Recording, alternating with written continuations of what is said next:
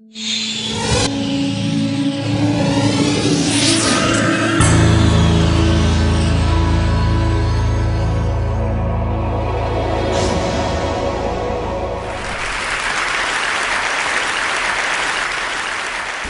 do you explain when things don't go as we assume? Or better, how do you explain when others are able to achieve things that seem to defy all of the assumptions? For example, why is Apple so innovative? Year after year after year after year, they're more innovative than all their competition. And yet, they're just a computer company. They're just like everyone else. They have the same access to the same talent, the same agencies, the same consultants, the same media. Then why is it that they seem to have something different? Why is it that Martin Luther King led the civil rights movement? He wasn't the only man who suffered in a pre-civil rights America, and he certainly wasn't the only great orator of the day. Why him? And why is it that the Wright brothers were able to figure out controlled powered manned flight when there were certainly other teams who were better qualified, better funded, and they didn't achieve powered manned flight, and the Wright brothers beat them to it? There's something else at play here. About 3.5 years ago, I made a discovery, and this discovery profoundly changed my view on how I thought the world worked, and it even profoundly changed the way in which I operate in it.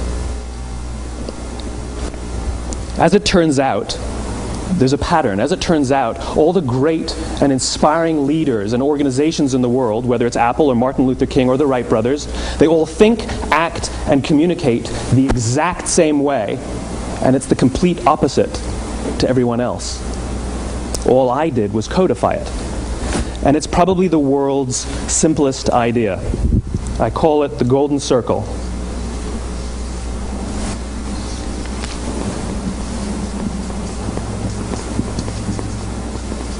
Why, how, what? This little idea explains why some organizations and some leaders are able to inspire where others aren't. Let me define the terms really quickly.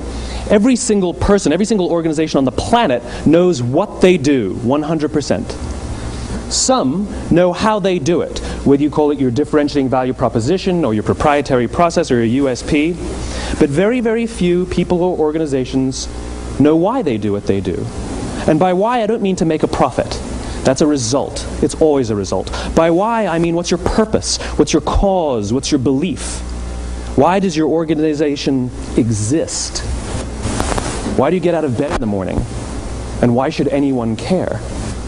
Well, as a result, the way we think, the way we act, the way we communicate is from the outside in. It's obvious. We go from the clearest thing to the fuzziest thing. But the inspired leaders and the inspired organizations, regardless of their size, regardless of their industry, all think, act, and communicate from the inside out. Let me give you an example. I use Apple because they're easy to understand and everybody gets it. If Apple were like everyone else, a marketing message from them might sound like this: we make great computers. They're beautifully designed, simple to use, and user-friendly. Want to buy one? Meh. And that's how most of us communicate. That's how most marketing is done, that's how most sales is done, and that's how most of us communicate interpersonally. We say what we do, we say how we're different or how we're better, and we expect some sort of behavior, a purchase, a vote, something like that. Here's our new law firm. We have the best lawyers with the biggest clients. We have, we always perform for our clients, do business with us. Here's our new car. It gets great gas mileage. It has, leather seats. Buy our car. But it's uninspiring. Here's how Apple actually communicates. Everything we do, we believe in challenging the status quo. We believe in thinking differently. The way we challenge the status quo is by making our products beautifully designed, simple to use, and user-friendly.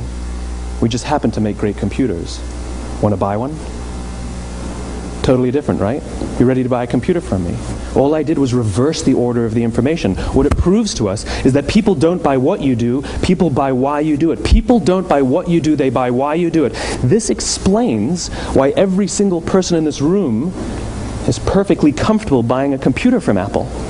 But we're also perfectly comfortable buying an MP3 player from Apple, or a phone from Apple, or a DVR from Apple.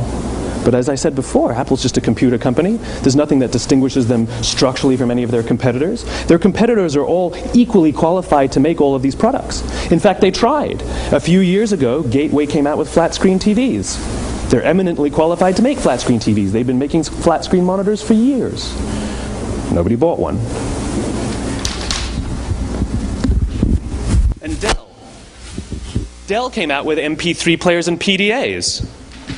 And they make great quality products, and they can make perfectly well-designed products, and nobody bought one. In fact, talking about it now, we can't even imagine buying an MP3 player from Dell. Why would you buy an MP3 player from a computer company? But we do it every day. People don't buy what you do, they buy why you do it. The goal is not to do business with everybody who needs what you have. The goal is to do business with people who believe what you believe. Here's the best part.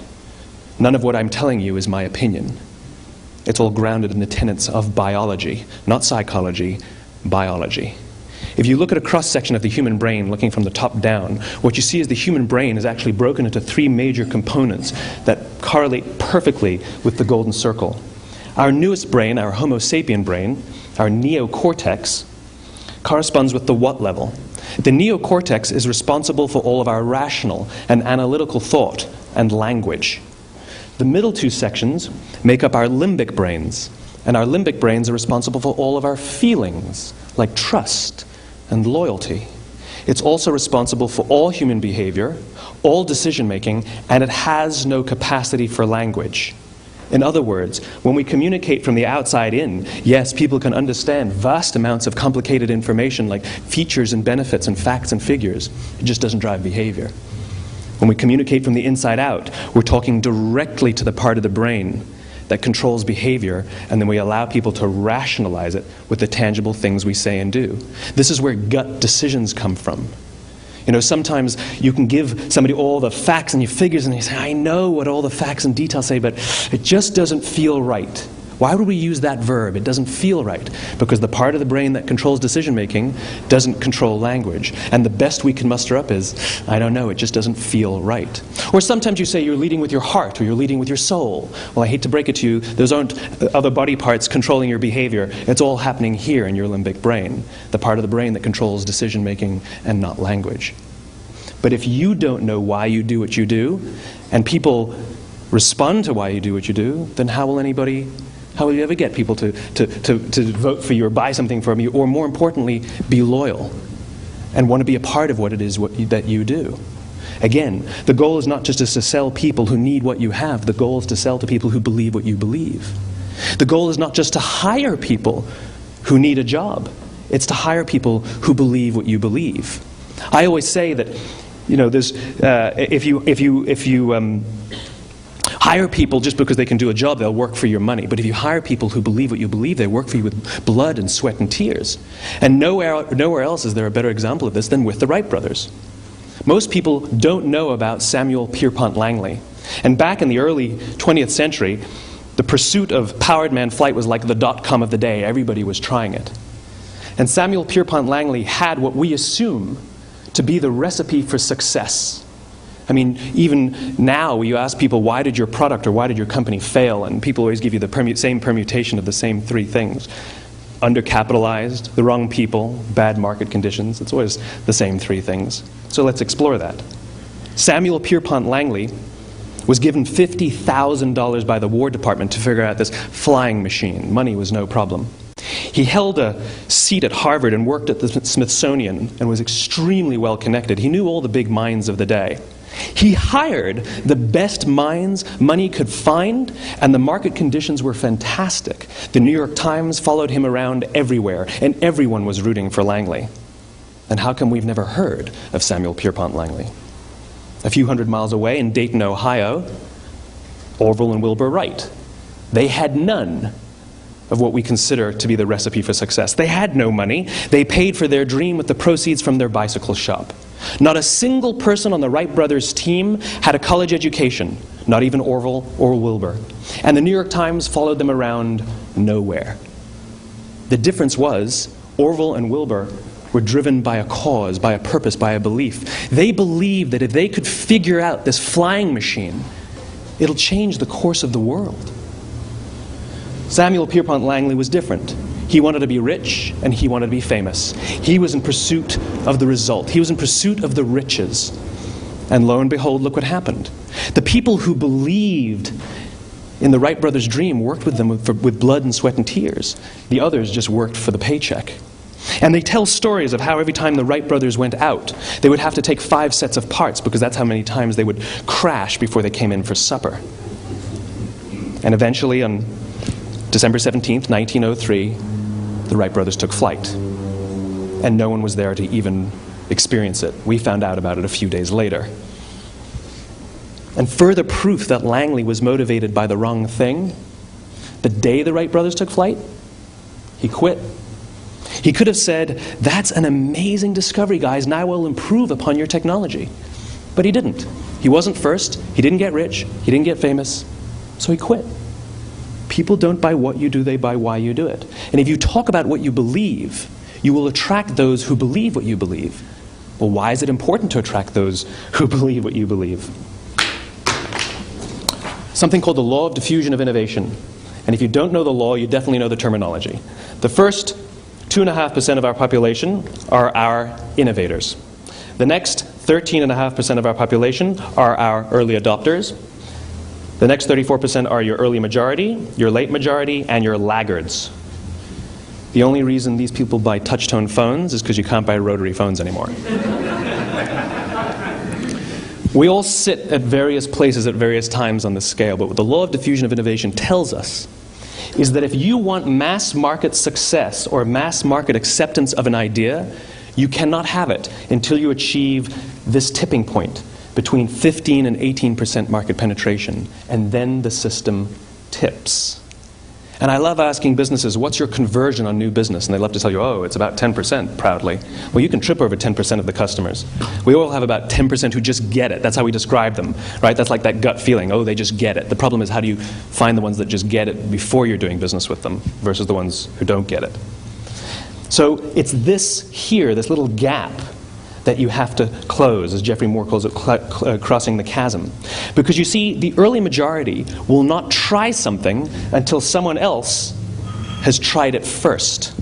And these guys, the innovators and the early adopters, they're comfortable making those gut decisions. They're more comfortable making those intuitive decisions that are driven by what they believe about the world, and not just what product is available. These are the people who stood online for 6 hours to buy an iPhone when they first came out, when you could have just walked into the store the next week and bought one off the shelf. These are the people who spent $40,000 on flat screen TVs when they first came out, even though the technology was substandard. And by the way, they didn't do it because the technology was so great. They did it for themselves. It's because they wanted to be first. People don't buy what you do, they buy why you do it. And what you do simply proves what you believe. In fact, people will do the things that prove what they believe. The reason that person bought the iPhone in the first 6 hours, or stood in line for 6 hours, was because of what they believed about the world and how they wanted everybody to see them. They were first. People don't buy what you do, they buy why you do it. So let me give you a famous example, a famous failure and a famous success of the law of diffusion of innovation. First, the famous failure. It's a commercial example. As we said before a second ago, the recipe for success is money and the right people and the right marketing conditions, right? You should have success then. Look at TiVo. From the time TiVo came out about 8 or 9 years ago to this current day, they are the single highest quality product on the market. Hands down, there is no dispute. They were extremely well funded. Market conditions were fantastic. I mean, we use TiVo as a verb. I TiVo stuff on my piece of junk Time Warner DVR all the time. But TiVo is a commercial failure. They've never made money. And when they went IPO, their stock was at about $30 or $40 and then plummeted, and it's never traded above 10. In fact, I don't think it's even traded above 6, except for a couple of little spikes. Because you see, when TiVo launched their product, they told us all what they had. They said, we have a product that pauses live TV, skips commercials, rewinds live TV, and memorizes your viewing habits without you even asking. And the cynical majority said, we don't believe you, we don't need it, we don't like it, you're scaring us. What if they had said, if you're the kind of person who likes to have total control over every aspect of your life, boy, do we have a product for you. It pauses live TV, skips commercials, memorizes your viewing habits, etc., etc. People don't buy what you do, they buy why you do it, and what you do simply serves as the proof of what you believe. Now let me give you a successful example of the law of diffusion of innovation. In the summer of 1963, 250,000 people showed up on the Mall in Washington to hear Dr. King speak. They sent out no invitations, and there was no website to check the date. How do you do that? Well, Dr. King wasn't the only man in America who was a great orator. He wasn't the only man in America who suffered in a pre-civil rights America. In fact, some of his ideas were bad. But he had a gift. He didn't go around telling people what needed to change in America. He went around and told people what he believed. I believe, I believe, I believe, he told people. And people who believed what he believed took his cause and they made it their own, and they told people. And some of those people created structures to get the word out to even more people. And lo and behold, 250,000 people showed up on the right day, on the right time to hear him speak. How many of them showed up for him? 0. They showed up for themselves. It's what they believed about America that got them to travel on a bus for 8 hours to stand in the sun in Washington in the middle of August. It's what they believed, and it wasn't about black versus white. 25% of the audience was white. Dr. King believed that there are 2 types of laws in this world, those that are made by a higher authority and those that are made by man. And not until all the laws that are made by man are consistent with the laws that are made by the higher authority will we live in a just world. It just so happens that the civil rights movement was the perfect thing to help him bring his cause to life. We followed him not for him, but for ourselves. And by the way, he gave the I have a dream speech, not the I have a plan speech.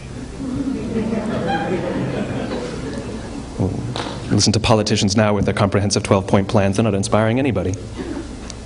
Because there are leaders and there are those who lead. Leaders hold a position of power or authority, but those who lead inspire us. Whether they're individuals or organizations, we follow those who lead not because we have to, but because we want to. We follow those who lead not for them, but for ourselves.